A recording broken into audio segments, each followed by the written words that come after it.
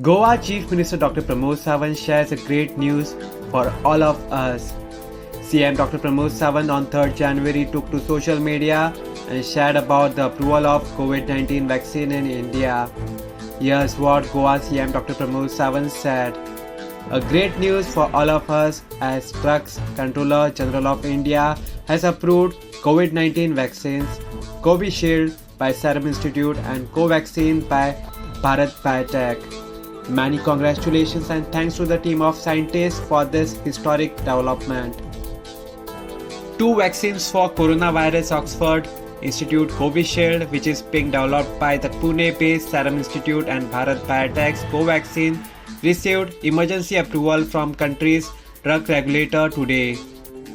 Will never approve anything if there is slightest of safety concern. The vaccines are 100% safe. Drug Controller General of India, V.G. Somani, said, adding Covishield was found to be 70.42% effective and Bharat Biotech's Covaxin was safe and provides a robust immune response.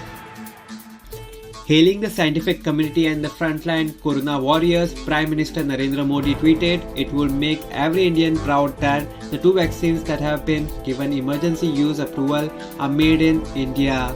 There is no word yet on when the vaccination process will begin.